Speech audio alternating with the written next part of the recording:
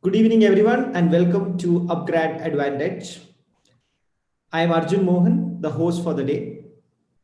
And Advantage is our webinar, digital webinar where we take over conversations on education and learning. The last one we did was with Economic Times, which went viral on Twitter as we had it. And we had a whole lot of coverage on newspaper and so on and so forth. So we had a lot of pressure that this time we had to do it better. So I'm happy to inform that we have two people who can definitely take us to the next level. I'm happy to welcome Christina, the CEO of Hindustan Coca-Cola Beverages, and Ronnie, the co-founder and chairman of upGrad. I'm going to just start the session, and they are going to have the chat and talk to you more about this very interesting topic, which has got a lot of people excited already. We're going to talk about lifelong learning. So first of all, before I start, I know that our participant doesn't need any introduction, but it's my responsibility and my KRA to introduce. I'll make a sentence or two about it. So Christina, who is the CEO of HCCB. I mean, everyone knows Hindustan Coca-Cola Beverages. I don't need to tell more about it. So she started her career in Diageo, was into procurement. After handling the procurement for the entire European operations of Diageo, she moved to Coca-Cola, was based out of the headquarters in Atlanta, was the chief procurement officer, and in 2017 moved to India to head HCCB. So that's quickly about Christina. I'm sure that Christina wants to add something about it. Christina, you want to add a line or two? Sure. Good afternoon, everybody. And thank you so much for giving me the opportunity to have a chat with you today. Yeah, actually, I started my career earlier than that. So I was in the US military as a cryptologist. And for those of you who don't know what a cryptologist is, it's a code breaker. And then from there went into investment banking and worked at UBS for a number of years before going to Diageo.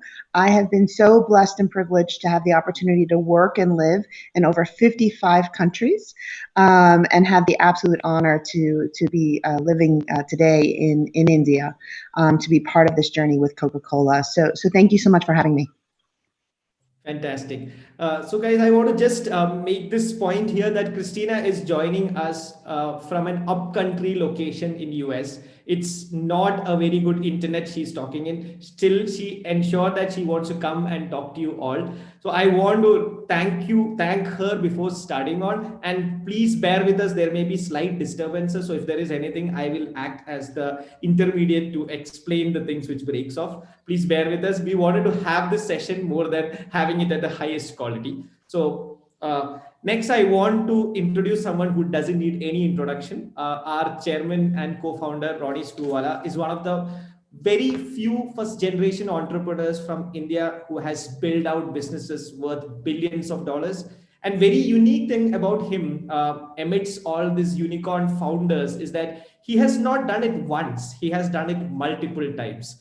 Be it media, movies, animation, games, he has done it all. And now he is out to do the next big thing in education. He founded upGrad in 2015. Today, upGrad is the largest higher ed online company in the country. And we focus mainly on postgraduate students, soon to be part of the first online degree courses also. So that's quickly about Ronnie. I'm sure Ronnie also wants to add something before I get into the details of Advantage. Yeah, thanks, Arjun, and good afternoon, good evening, everyone.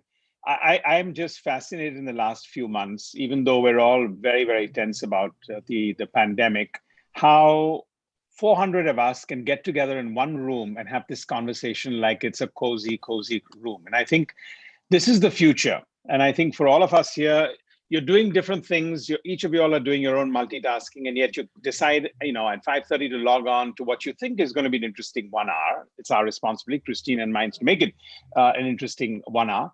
But think about exactly the power of being able to come together in these kind of groups. I think learning overall is going to go to the next level just with this kind of interactive forums and the ability for us to now think very differently. So welcome, and hope to make this an interesting discussion as we go forward. Thanks, Arjun. Thanks, Ronnie. That was great. So to explain the rules of the interaction, first of all, before going to that, I'm sure that you will have a lot of questions. Please post these questions on the Q&A chat, not on the chat, on the Q&A chat, please, so that it is easier for us to respond to it. What we have done is that after we started sending out information about this webinar, we have got a lot of inputs. We have got a lot of questions from our learners, from people who follow upGrad, people who follow HCCB, a whole lot of questions what they would like to ask. What we have done is that we have tried to bucket them together into 3 different streams. So I will ask questions from those streams so that maximum questions are covered, but feel free to post your questions also. We will try to cover those also. If there is a paucity of time, our plan is to send you guys responses. So when you're posting these questions later, please feel free to drop your email ID also. Christina and Ronnie has both agreed to write, at least tell us the responses so that we can respond back to you. So to start with, so one of the themes which came out very, very clearly when we had this whole discussion about this session was the whole idea of generalist versus specialist. So it could be because of because we are living in this COVID time. So what has happened is that due to lockdown, everyone is now thinking about upskilling and figuring out how do I become more and more important in my job, important in my in my career, so on and so forth. So this question was continuously coming in. So what I'll do is I'll try to customize it a bit and ask Christina the first one. So and Christina, this information is only from LinkedIn, so you can always correct me. If I look at your career, right, you have always tried to, I would say, go deep in certain areas. So I would say that you started with procurement, you really went deep and specialized in it. And today you are the CEO of a leading FMCG brand. So what we wanted to understand was how did you continue upskilling yourself when you moved from one role to another? How did you ensure that you are abreast the changes happening in the industry, and how did you stay ahead? Thank you so much, Arjun. I think it's a great question. For me, learning is something that happens every single day. And I think we have to be really aware of that learning. Most of the learning for me has been through obviously qualifications, of course, but most of it has been on the job, through formally and informally. For me, I learn and try to be really mindful of learning from my peers, my boss, my team, my workers, whether they're in the factory, whether they're in the sales force, our customers, consumers. Really listen to people, ask questions, and wait for the answers. Discuss things. I read every day. I volunteer a lot. So if there's a project that's happening globally somewhere in the world, especially if I know nothing about it, I volunteer. I want to be involved because this is how we think about evolving. And then this whole new way of learning that's available digitally is just a phenomenal opportunity for all of us. The sheer availability of data that's available. If I think about as a child, if I wanted to learn something, I had to go down to the library and look it up in the big encyclopedias. Now we're walking around with 100,000 encyclopedias in our pockets. Not only the data, but the people, and being able to talk to world leaders and have conversation is just an amazing thing. So for me, I think it's more about be involved as an adult. Experiential learning has a wonderful place, and continuing to push yourselves. If you're uncomfortable that because you don't know how to do something, then that's the thing you should learn. And then on a personal standpoint, I love taking different kinds of classes in my personal life. Recent favorites, when we go someplace new, I love to take a walk with a naturalist and learn about the animals in the plant life. Pre-COVID, I took a surfing class with my teenage boys. I was terrible, but it was a fantastic experience. Every year I take several cooking classes for joy and for eating.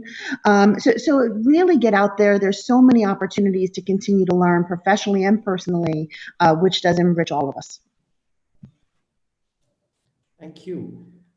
Yep. So I'm sure that a lot of people in the audience would have taken a lot of ideas from out of it about how you should be continuously learning or lifelong learning as a theme, how it is important to practice it day in and day out. I want to put the same question to Ronnie in a slightly different fashion. So Ronnie has, as I told in the introduction, tried out multiple industries and he has excelled in every one of them. So from an external perspective, Ronnie may look like a generalist, but what I've realized after working with him is that he becomes a specialist in every industry he goes into. So I want to put this question straight to him. Ronnie, where do you think this generalist versus specialist debate is going? What do you think this world is going to look like from the current trends, and what do you see in future? So, on a lighter note, Arjun and Christina, I would say we had the millennium generation, then we had Generation Z, and now for all of us, it's Gen S. And what do I mean by that? That you need to be a generalist and a specialist in many ways. And this doesn't apply to a small generation. I think it's for a wider generation for all of us. We should really be looking at ourselves as Gen S. Why? Because if anyone wants to be a manager or even a general manager and then a leader, you will have to look at the fact that you need, the days of saying I'm only going to be surrounded by the smartest people in the room are very much potent, but you need to be equally smart in that process. When you're leading, a fair amount of the leadership today, I think, is required to lead from the front. Why? Because the world is changing too rapidly. You need to be a lot more nimble.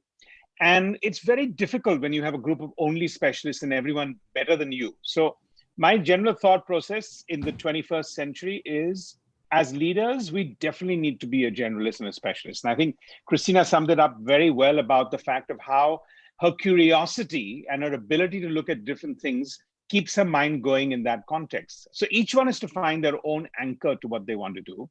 But today, I can't say there's no room for a generalist, but if you're just a generalist, I think you're challenged. If you're just a specialist, you might be in a better place, but not necessarily the top leadership place. But if you're Gen S, I think you've got a better chance all around. That's a nice term you have coined, Gen S. Maybe that'll be the next big marketing term out there.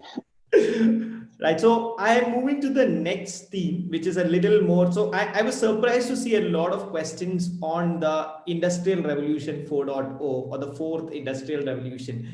Seems like a lot of people have coined this idea from the whole AI ML revolution, which is going on, the digitalization, which is coming in.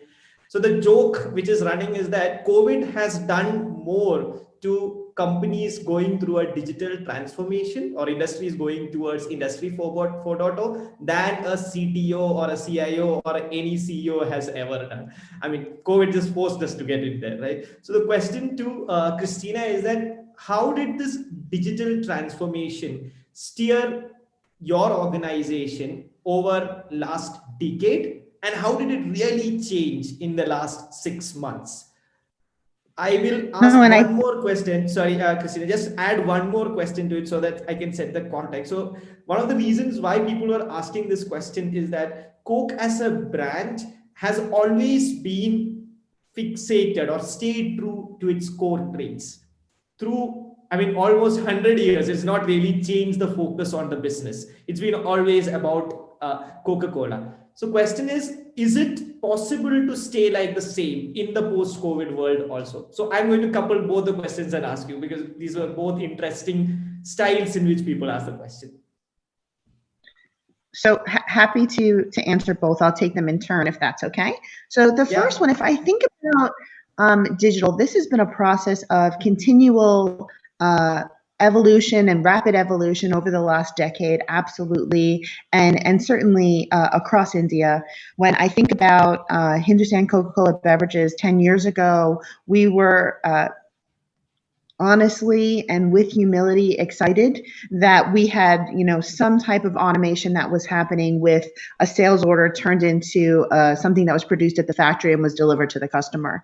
And today we have real-time visibility of every transaction, every piece of data that happens across our entire organization. Now, the big challenge is, what do you do with all that data? How do you turn all that data and information into meaningful insights so that we understand opportunities, but also mitigate risks? And if I think about just kind of 3 years ago when I first arrived to India, we had one of our big breakthroughs in having 100% digital factory. So it's completely automated. Everything is kind of talks to each other. And as a result of that, we were able to get almost half of the population of workers to be women and break a lot of stereotypes around how factories work in India. What's happened in the last 6 months has dramatically changed everything. So all of the myths or hypothesis we had about what can be done digitally have been blown away. With the exception of people still go to the factory. People still talk to customer. If there's an issue on one of my production lines, I have virtual reality glasses where I can talk to engineers around the world who can look at the line and fix the line with nobody else being there. Amazing. I can, for anybody who's a business shared services employee or a corporate employee, can actually be anywhere in the country or in the world seamlessly. We had a lot of people who went up country to their home places. We had a lot of people who had to go and take care of families or who didn't have childcare. And we were able to connect everybody digitally completely within minutes so that anybody can work from where they needed to work to be able to support their family as well as the company. So amazing opportunities and continuing to challenge. And then the role of learning, I think, has also dramatically improved throughout the digital advantage and the connectivity we have of people. I spend more time talking to other countries in COVID than I ever have before because I have no concern about the constraints that I previously thought I had, that I had to get on an airplane to talk to somebody. And now I have an opportunity to talk to people all day, every day, which has been fantastic. So over the last 6 months, although we've been very concerned about making sure that we stay safe and operate safely in COVID, a lot of the advances from a digital standpoint have moved forward. Specific to your note about Coke, so two things that make Coca-Cola great. This is the Christina answer, not necessarily the official Coke answer, but the official Coke answer would not disagree with me. Is really two things. One, we're secret formulas and recipes for some of the best tasting, most refreshing drinks in the world. And the second is all about our morals and values. And in today's society, neither one of those things have to change. So we do kind of protect our recipes, of course, but everything is made with the freshest ingredients. And from a value standpoint, this is really what makes Coca-Cola a special place. If I think about my dad when I was a little girl, I grew up in a Coke family, and my dad always taught me from an early age that Coke was filled with good people who did great things. And I try to uphold that and honor that every day. We stay committed to our values and purpose, which is about refreshing the world and making a difference in people's lives, communities, and the planet. And I try to do that each and every day in India and live up to those values. Now, how we go to work and how we work while we're in the marketplace absolutely evolves. The types of products we bring to our consumers, regional, local flavors, and changes that are happening, we absolutely evolve. But the two things we don't evolve is, number one, the great taste of original Coca-Cola, and two, what we stand for as a company inside our communities. Fantastic. So essence is, if you take care of your customer, the customer will take care of the company, whatever the changes it is. Absolutely. And the other piece is, if you take care of your associates own and steward those values of the company for you. So for me, it's all about servant leadership, servant to the customer and consumer, and also to my staff.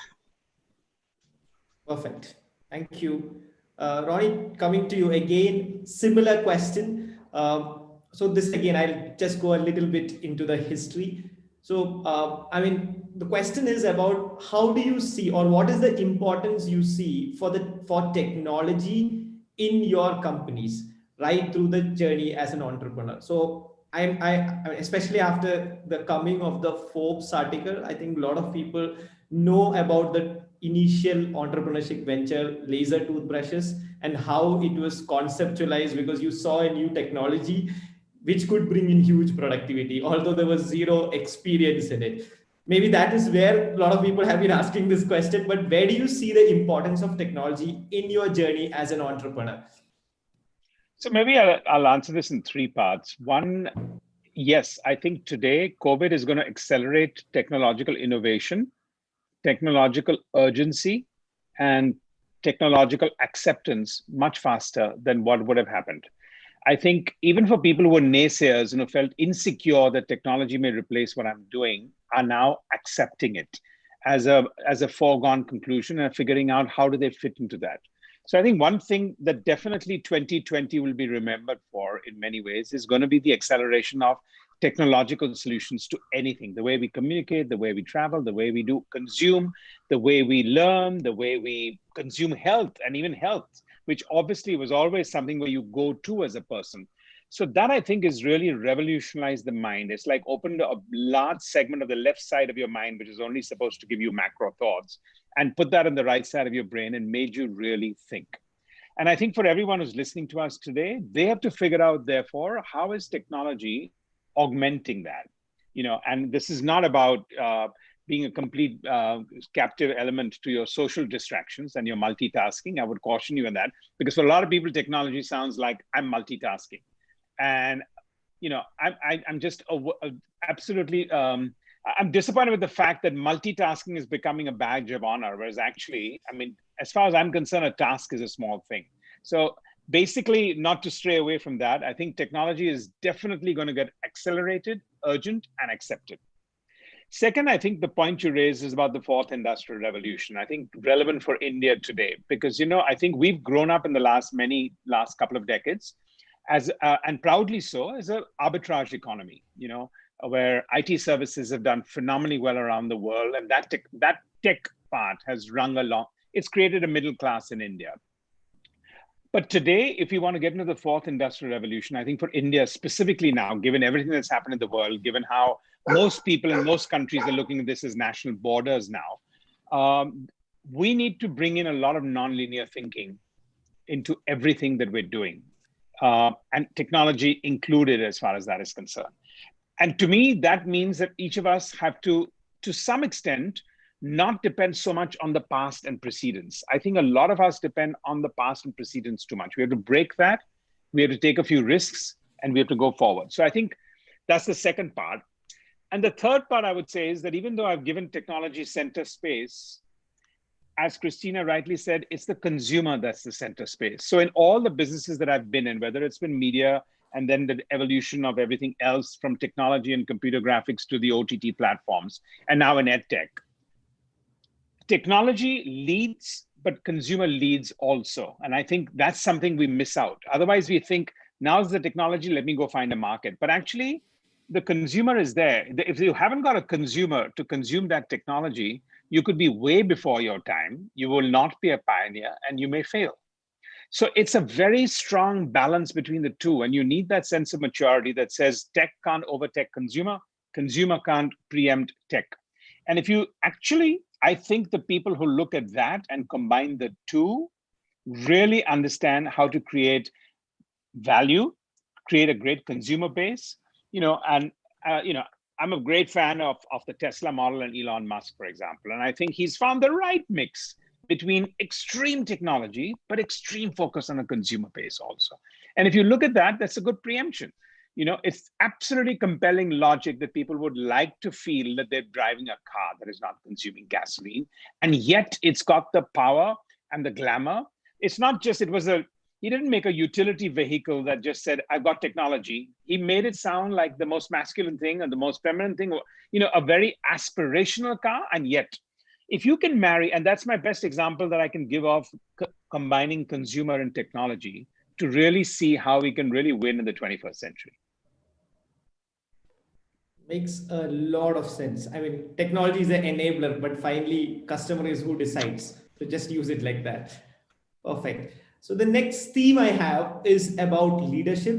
Both of you have been working with a lot of people. I would say through your career have mentored a lot of people who have gone ahead and become leaders. So this question is pertaining to that. To Christina, what's HCCB's journey? And so from a leadership perspective, especially let's focus on women leaders in HCCB and in Coca-Cola. So the question is this way, I'll directly read it out. How has women leaders played a role in developing HCCB? is the is the current culture fostering more leaders like that? And what has been your thought process and your leadership style to foster something like that?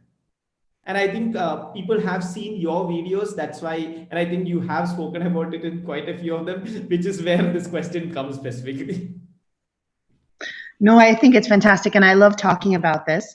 If I think just at a global level, Coca-Cola is really all about diversity. So the origins of Coke is that it's for everyone. Rich, poor, man, woman, all religions, all backgrounds. And for me, that makes a wonderful link. I am proud of the work that we've done in HCCB over the last couple of years, but I'm going to be very honest, there's still a lot we need to do. And continuing to drive true diversity and inclusion. So I'll talk a little bit about women, but this is beyond women. This is about making sure you harness the power of everybody. So if in Hindustan Coca-Cola, we had our first female line operator in our Amanpur factory in Telangana in the early 2000s. And today we have women occupying every type of job in the company. So obviously within the CEO, within 35% of the board of directors, 35% of the SLT and growing, almost 40% with the leadership team in every part of the organization. We have female electricians, forklift operators, line operators, salespeople, head of sales, head of legal, head of procurement. All of these jobs are led by women. Head of IT and technology. From a digital standpoint, my digital head is a woman. And our approach is really simple. This is about capabilities and experiences, and getting more people with more capabilities and more experiences, regardless of background, is really important. We want people from all schools, from all different types of education, from all different types of neighborhoods, whether it's metro or the smallest village, to come and share their thoughts and to be part of our collective, to be able to have the freedom to experience, to experiment, to learn and grow and shape the path and the growth trajectory of HCCB. At the end of the day, all our employees want, similar to our consumers, is to be heard, to have a voice, to be able to contribute. And that's at the core of our culture. For me, as a woman, I always give myself a little bit of a harder time. I have a special responsibility to truly be a role model for inclusion, to be brave and courageous and resilient, to lead a path for other women, obviously in India, but around the world, to say it's okay.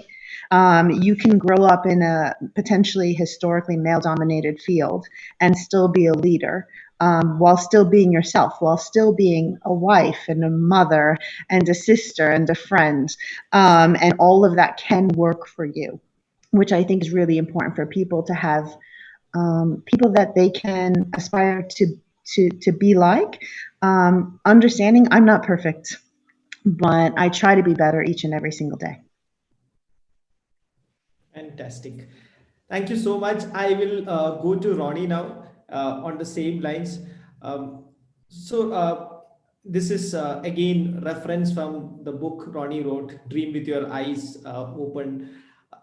In all these contexts, Ronnie writes about leadership quite in detail. He also talks about developing leadership through challenging fronts and talk about in the UTP journey how issues and how challenges have really helped developing it. So the question is about what is your mantra, or what is the thought process on developing the next generation of leaders, and how does learning or lifelong learning play a role in that?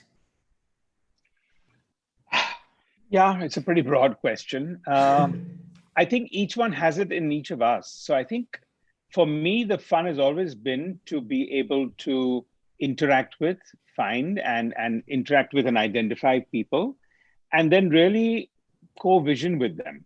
And when you co-vision, it's an iterative process, but that co-vision makes you I'm very strong on self than anything else. And I think self-conviction, self-confidence is very, very important. So how do you build that with people where you may imbibe a few thoughts, but there is absolutely no way in leadership you can expect someone to clone you or do something with you in any case that is just like, a command and control basis. So how do we get people first to be able to sharpen their minds? Now, the most first problem with most people is they feel a sense of fear. Am I the right person? Is this the right opportunity? So that whole level of self-conviction is actually the biggest gap to bridge to cross, so to speak. And I think if we can cross that bridge of self-conviction, a lot gets done. I think I was very lucky in my early days. I came from a lower middle class household. I wouldn't say that's lucky or unlucky, but I'm just saying in a sense it was, because it gave me a phenomenal foundation. I also took nothing for granted from day one. That entire sense of entitlement that I think that happens today with the younger generation, or many people in the younger generation, I think starts with a flaw in the first place, because you either feel entitled, and there's no reason why you should feel entitled. Okay. And I think the other learning for me was, as a first generation entrepreneur, boy, do you get kicked around. You get kicked around. Okay. And again, to that extent, you learn a lot from getting kicked around. So I think at that early stage, one could realize exactly what that would mean. And I think that forced me to get my reservoir of self-conviction at a very early stage in life. And I think for most people, at whatever age you are, whether you're 25, 35, or 45, introspect and figure out, because at the end of the day, we're most accountable to ourselves. And so my strong advice would be, if you can get your self-conviction, nobody's going to be able to stop you. And to that extent, nobody's going to make you feel small. Nobody will make you feel big. When you want to feel big, you'll feel big. Whenever you want to feel small, you'll feel small. So if we cross this most important element of self-conviction, to me, that's the best place to be to interact, because then everything falls into place after that. I know it's a very simple process and it sounds very elementary, but it actually is life-changing. At least for me, it has been, because every time, the only reservoir I go to, whether I'm having a bad day, a bad week, a bad month, or if I'm being challenged in an acute business problem where the tougher the business decision, the more hard a call it is going to be, finally it has to reflect back on self-conviction. So I think that to me is my single message for everyone who's going to look at that. How do you polish it? And just be clear, I don't think today I'm at the peak of my self-conviction. It's a reservoir that keeps getting depleted every day. And it's like energy. You wake up in the morning and you got a lot of positive energy because you had a good 7 hours of sleep. And then everyone around you is sucking up that energy, not necessarily in a bad way. So how are you recharging your batteries? And I think self-conviction is a battery recharge. Sure. Roddy, you want to also add, how is lifelong learning important there? Because I'm sure, all throughout your writing, everyone can see how the process of learning continuously and improving yourself is important. Yeah. So I think firstly, for everyone, it's very important that we segregate that lifelong learning does not mean, I think we've all been so seasoned to education being an event. I go to school and I finish my thing. Then I go to college and I finish. Then it becomes an event. Now, lifelong learning takes the event out of it. So you don't feel after a certain stage that you're going back to learning. It's an ongoing process. So the reason why it's lifelong learning is, for God's sakes, don't put a spotlight on it. If you don't put a spotlight on it, it'll happen naturally. If you put a spotlight on it, you're drawing too much attention to your mind on the process that, oh God, I need to do it. Oh, I've got to sacrifice. Oh, I'll have to take 10 hours a week to do that. Oh, I might have to take a year off. Take the spotlight out of it, because it's lifelong. In a conveyor belt, no one single item ever gets its moment in the sun. It's a conveyor belt. It all keeps going and something else is always coming out there. So lifelong learning, I think, is accepting the fact that today we have no choice. It's like our first question that you asked us right now, right? The generalist or the specialist. And I think we all have to, if you're a specialist, you'll have to train to be a generalist to a certain extent. If you're a generalist, you definitely want to know a little bit more about each and every area, so that even if you have smarter people than you have a sense where you're going to be able to cue them. So to me, lifelong learning is not about a degree.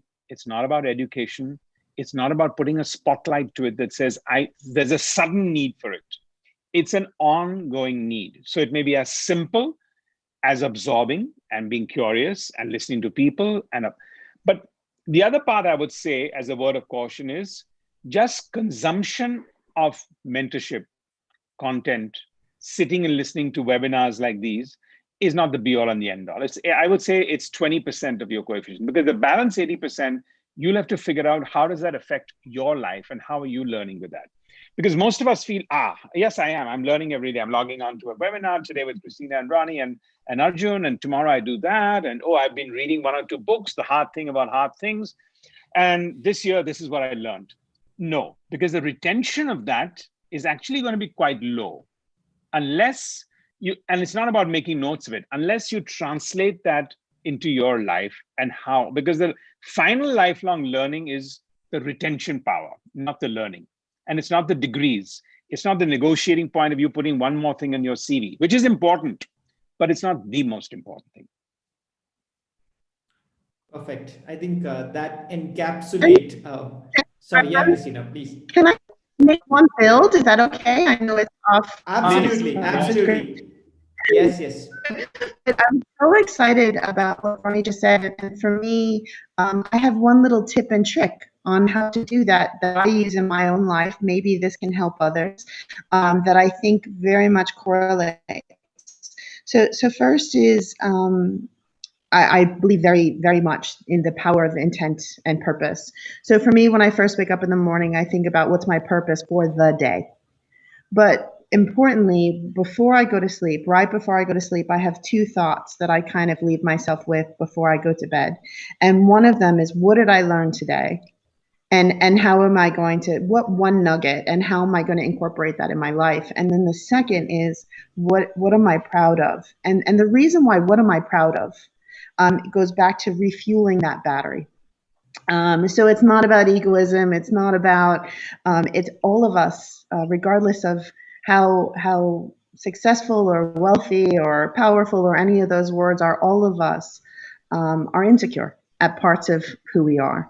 And I think taking the moment to think about that learning as a natural part of your life, as a natural part of your day, and then giving yourself permission to refuel, I think is really important. And for me, that's part of my daily ritual. And I find that it does make a big help. So just because I so agree with what Ronnie said. So sorry for jumping in, but a small tip or trick that I find help keep my absolute focus on refueling as well as on lifelong learning. Fantastic. Thanks. Christina and Ronnie, please feel free to jump in anytime, because this was a fireside chat. I don't want to. Yeah, no. I think Arjun, you picked some 3 very, very relevant themes that should leave a mark with most people. And maybe I'll just add here again, when the takeaways for us, is about making notes in some form, but it's also really about that sense of retention. I think Christina framed it just so very well. That whole refresher context just adds a lot to it. And then you don't need to worry about it. You don't need to worry about putting that onus on yourself. And that's it. There's no stress moment in lifelong learning. Otherwise, you're in trouble. I think the answers are so broad and so to the point that a lot of questions which have already come up is answered with these. I'm sure that people are also understanding that. So I'll pick up 1 or 2 which are quite specific on the business side of it, because quite a few people are also wanting to hear out the business pearls of wisdom from both of you. So to Christina, question is, how do you stay on top of the consumers' changing needs and accelerate the product evolution, especially to suit the post-COVID world? There will be changes in channels, there will be changes in customer expectations, preferences. How do you be on top of it? So I will try to give a simple answer to a very complicated question. And I think that the world today has changed so much, not just in India, but truly from a global standpoint. Consumers and consumption occasions, so when people experience products, have dramatically changed over the 6 months, primarily because people are home, right? So all of the things we used to do outside now are at home, but the same, a lot of the same activities are replicated. We're all creatures of habit. So interestingly, and I'll give you one small example from personal experience, but I know it's founded in consumer data across India. So my family and I love going to the cinema. There is nothing like it, and we love going to the cinema hall, and very forgive me, this is going to sound so American, but it is, but it's also so Indian, to go and get a popcorn and a Coke and sit with the family and watch the big screen. And whether that's, kind of an American blockbuster, a Bollywood. My husband's favorites are kind of the Telugu and Tamil action things where you can hit someone and they fly through the wall. These are the best movies in the world. So as you go through this, I want to have that experience, but the cinema hall is closed. So what do? Well, now there's a lot of people who've now created that cinema hall inside your house and in your front room, whether it's on a tiny phone or on your home television, if you have one, we're creating that moment. So how do I get that Coke to your house so that you can have the same experience in your home, the best as we can, until that cinema is reopened? So people at the end of the day, and I'll just speak about beverages because that's what I do, consume 2 liters of beverage a day. You're still consuming 2 liters of beverage, whether you go outside or whether you stay home. And making sure that those beverages that you want, and that might be, so I'll tell you, for me in my house, sometimes my favorite product is Sprite. I want to have a Sprite at 3 o'clock. It doesn't matter where I am. I'd like my Sprite at 3 o'clock. In the morning when I wake up, I have a chai. I still have my chai when I wake up. It's nicer when someone else makes it for me, but sometimes this is not possible. So the routines we have still exist. It's about how we as consumer companies can be part of those new routines and part of those new experiences. Because I can't go out to have Ganesha Chaturthi doesn't mean that I don't want to have the festival. I'm trying to have a modified festival in my own home. Those types of things are important. So we're learning about our customers and consumers. We have 134 years of data. This is not the first crisis Coca-Cola has emerged stronger through. And we are across 250 countries. So although India is many countries in and of itself, of course, we learned that the way people are dealing with COVID is we're all frustrated. We're done. But we're trying to adjust as best we can. And it's all about data. It's all about listening, having the channel and the customer. We believe that the existing channels that were closed will reopen at some point, but things like grocery, the kirana, are going to continue to grow and be strong for us. And people will go back outside when we have the vaccine. Eating and drinking will happen. Festivals will happen. These are thousands of year-old traditions. 6 months is not going to stop India from going and having the best festivals in the world. Yeah, and I'll add to that, because I think there are 3 or 4 words that I picked up from this. For everyone looking at the COVID reference, because that seems to be coming up in most of these things. Yes, I think there is a sense of uncertainty. There is definitely an sense of uncertainty, but think about what that is. And Christina's used the word habit. I think the one thing that has been disrupted the most is our sense of habit. Now, I think that's not a bad thing, right? I mean, habit can be quite boring. It's very comforting. It's something we're in a comfort zone on. It's nice. It's a habit. And now all our habits have gone. We were doing this. We were doing what? It's all gone. I would say 90% of our habits have actually been taken into a place of solitude or whatever else. So I think look at the uncertainty as to part of it is because you've had to change your habits. And now's a good time to reinvent. Now's a good time to be able to recalibrate and figure out what are the habits I wanted to chuck, which you would not have been able to chuck, and what are the habits I do want to keep.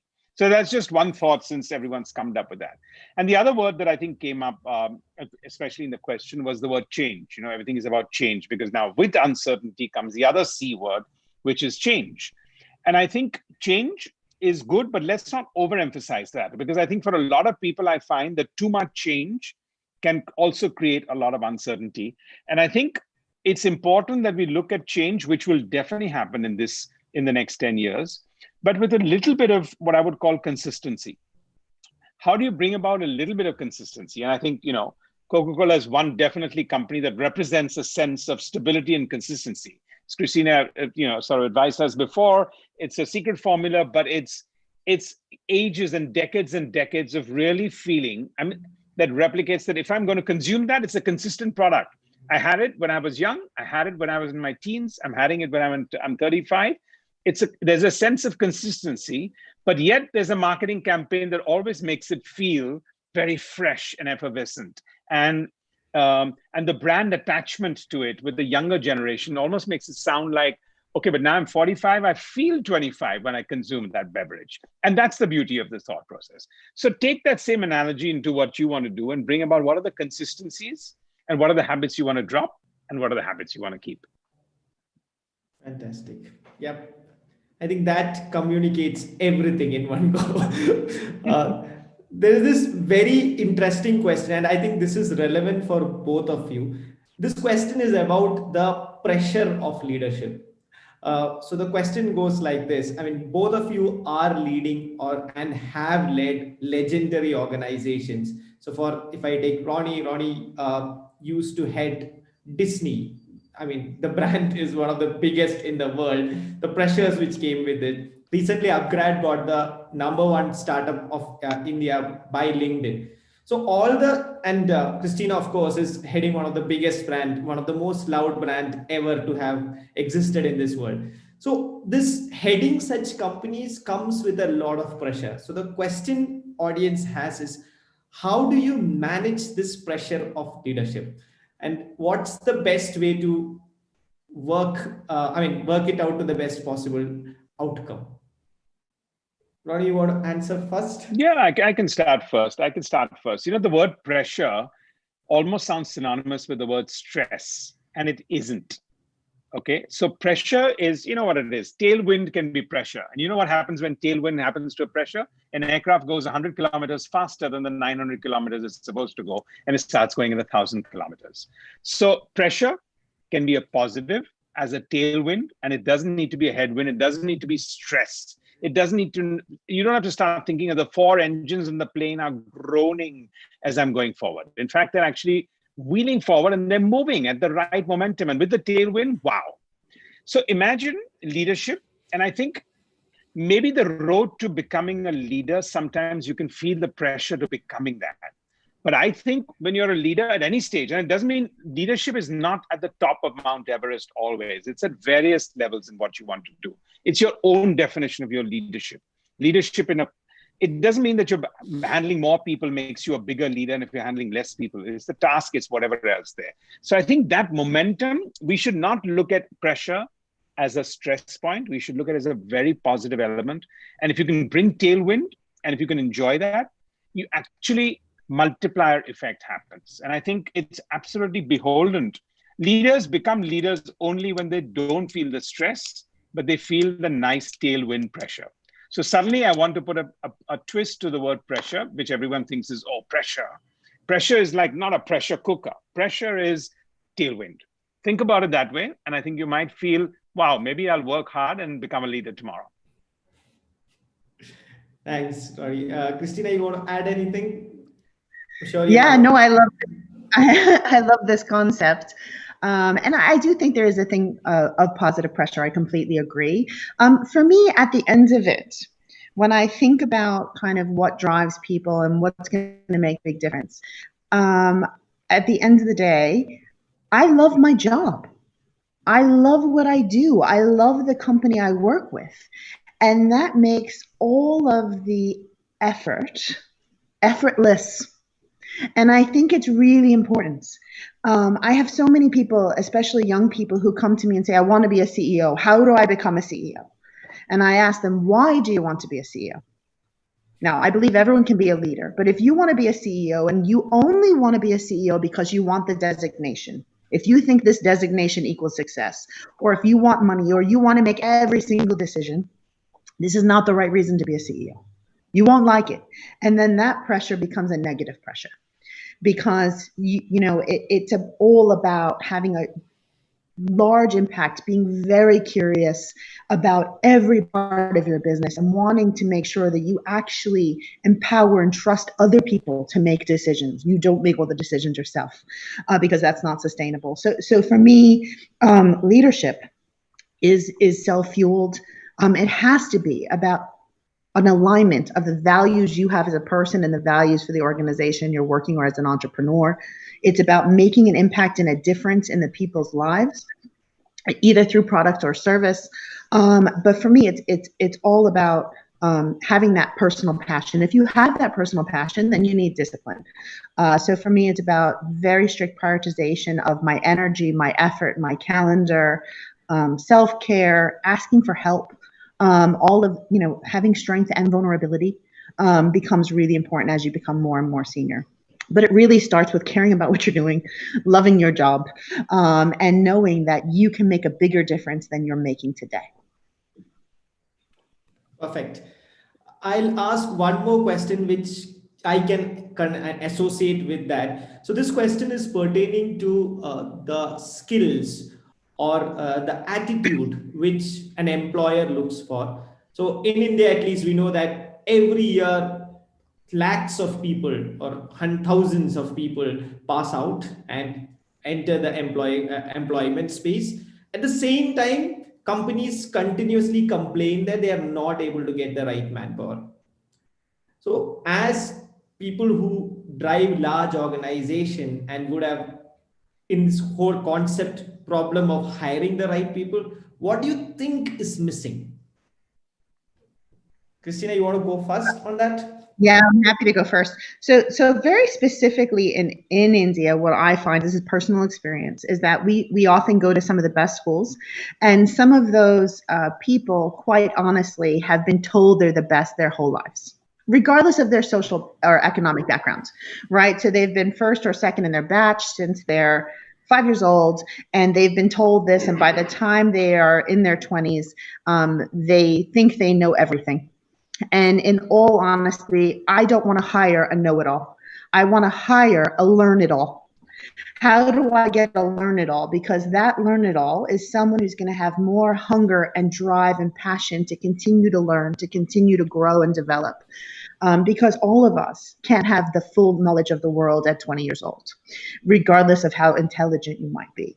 The other big thing that I look for is less ego from an individual standpoint and more of a collaborator. I need people who can be brilliant but work in teams and are happy to be both the leader as well as the follower. Because there are times when even myself as CEO, I decide to be the follower because there might be a specialist who knows something more about an area than I do. Now, I'm still responsible for asking questions and shaping culture and vision, but knowing when to take lead and when to be a trusted advisor is also an important bit. And then really for me, it's about values. Be a great person, try to do great things every single day, make a difference in your community, and really support the company and the brands. Yeah, no, I think the learn it all part, Christina, is a very strong summation for everyone, is a very strong message, because I think, we talked about entitlement, we talked about everyone coming with a sense of know it all. And I think the learn it all actually means the right values, the right openness, the right attitude. And those are the ones that you really need to get to from where we want to get. Maybe what I'll just add is, I think the pointed question is also the soft skills. And I think sometimes your education system doesn't teach you the soft skills. Personally, I'm a product of soft skills. I did my Bachelor of Commerce. I failed in my inter, and I stopped learning after BCom. My brother has been a PhD. My dad was a managing director of a multinational, and here I wanted to just branch out and start something on my own at a very early stage. But I'm a product of soft skills. And what do I mean by that? Is that the learning, when you're a product of that, your knowledge, exactly that, learn as you grow, is going to be the most important mantra. And I think everything else happens from that perspective. So I think that's one of the things that people, when they say, then they find them a little void in their employability, is not really, oh, wait a minute, you didn't understand these 3 chapters of data analytics. It's never that. Nobody ever comes and says, wait a minute, your knowledge on data analytics does not encompass this, this, and this. Have you ever had a conversation where somebody says, that's why you're not the right person for the job? Never. Okay, so it's more about how you can present yourself, because after all the knowledge that you have, if you can't communicate the same, for example, which is a very important, and communication doesn't mean you need to be the best English accent or any accent. You don't need to be necessarily the one who doesn't, you can communicate in whichever manner you want to, but that power of soft skills today, this element of competitiveness, the element of communication, the element of so many other things today are, I think, the reason why many people find that they now need to. But the only problem we do is that we find they're unemployable, in some sense or lacking, and then we put them through another formal process versus what I think is an important need for a slightly more informal process. And I would really urge companies that says, you come in, okay, you're not ready, 3 months, off you go. And that's 3 months more of what they have to do. So firstly, 50% of everything that you would have learned, you've had to unlearn. Now you're going another 3 months. So you added a lot more, another 10% to your 50%. And when you come back, you'll have to unlearn.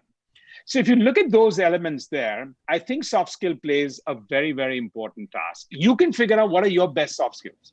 I may consider myself a good communicator, and that's my soft skill. I want to get through with it. Somebody else may think he's a great storyteller. Somebody else may think my clarity and conviction is very, very different. Each one has to have their own.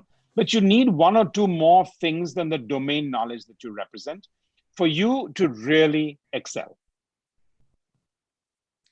Sorry, just a follow-up question on that, which came. I think Christina, you wanted to add something. I think. Sorry, yeah. Just so if I think about just inside my own organization here in India, from a senior leadership standpoint or a mid-level leadership standpoint, the single biggest class I send people to or classes, they're around communication. And we had September was our learning month. We do 1 month a year where we super accelerate training, and we have all of our leaders trained. So I actually trained a class myself on September 1st, and I actually did something around effective communication specifically because of that. So even if you're great, I would say there's more we can do, and it's really beyond, Ronnie, to agree with you, it's beyond English language. It's about the clear articulation of your thoughts and ideas. And I would encourage everyone on this call to spend some time thinking about how you're communicating effectively as opposed to just the data you're communicating. And that's really been an absolute game changer for a lot of people that I've spoken to, either trying to find jobs or who already have employment.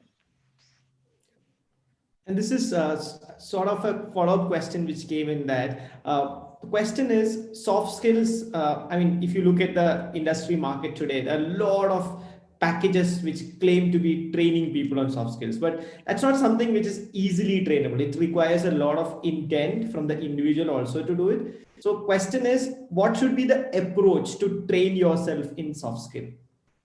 I'll give you my example. I'm not a strong believer in mentorships.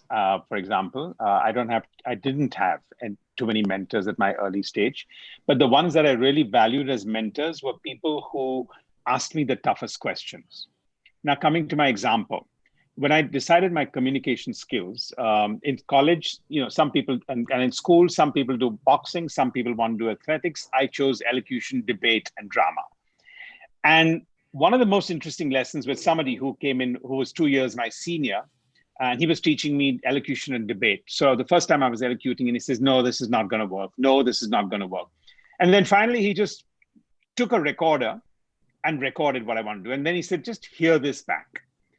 And what I'm trying to say here is that one single tool that can happen, you got to find your tool of, if you want to, the best way you can figure out whether you're doing something right or wrong is, as they say symbolically, look at yourself in the mirror and or hear yourself in your thing. And it's as simple a discipline as that. If you think that you want to go out and you spend 7 days on a concept or a presentation that is so powerful, spend another 15 minutes to articulate it to yourself on a recorder and see if you would buy that product based on the presentation you made. If it's not, go back and re-record yourself and spend the whole night, and that night spend 3 hours of sleep instead of 7 hours of sleep before the 9 a.m. presentation and get that right. I think that encapsulates. You are your biggest teacher. Okay, I think we are coming to the end of this session. I think Christina has definitely got a point of view on that. No, I love this. I'm sorry. No. We're running out of time, but yeah. Yeah. The first time I saw myself recorded or heard my own voice, I was horrified. But because in my head I have a very deep voice, but this is not true, I know. But I do think it's a really important thing. I would discourage people from taking tons and tons of classes. I also am a little concerned about mentorship myself. I think just because the expectations people have is that you're going to meet some magical guru who's going to help you fix everything about yourself, this is not going to happen. right? So you can have a variety of mentors, that you can learn different things from different people. My technique that I found pretty effective is this concept of accountability partnering. So what this basically means is people in your life who will kick you when you do something wrong, not literally, right? So if you feel like you are feeling uncomfortable when you're speaking and you're not participating, having someone who's going to be in the room next to you, it doesn't matter what their designation is, what their relationship is. It's about trust, to be able to go, oh, Ronnie, do you have something you'd like to add? Or if you know that you keep on starting and talking and you don't stop. So we have some of this in some of my lovelies will start with, let me explain to you the history of the world before I answer your question, right? So, and then we start with 4,000 years ago. Whenever this happens, then it's a different, help answer the actual question, right? So these types of people in your life, professionally and personally, can help guide you, but you have to be honest with them and say, this is my problem. This is what I'm trying to solve. When you see me do this, please discreetly let me know, is sometimes more effective than a formal mentor, because the formal mentor normally is not watching you every day and experiencing with you the issues and the challenges. Pick someone who's there, who's at the table, who's in your life, who can tell you. They may not be the perfect guru or teacher of something, but they know when you're stopping, when you're being ridiculous, when you're fighting for there's no fight, all of these types of things. So be more pragmatic about it would be my advice. Thank you. Thanks, Christina. So we are out of time, and I think this session was very different. And I'm seeing the chat which people are talking about. It's like it's unlike any session we have done. This is the kind of feedback which is coming in. So which is really good. I think it was a lot out of the box. Hence, I don't want to end the session with a typical conventional question of, can you send out a message to everyone? Because I think what we did through the session is our message, and there's nothing more to speak about. I want to thank once more both of you. Christina, I know the time is odd on East Coast. The connection was problematic. Still, you came in. Thanks so much for making time. And to Ronnie, I know how busy you are. Still, you accepted this 1 hour. Thanks so much for doing it. No, it's fun. Thank you. Thanks so much. Thank you. Thanks, everyone. Thanks. Thank you. Bye-bye. Bye. Bye, everyone. Thanks, Christina. Bye. Thank you. Bye, Christina. Thank you. Thanks, Arjun. Thank you so much.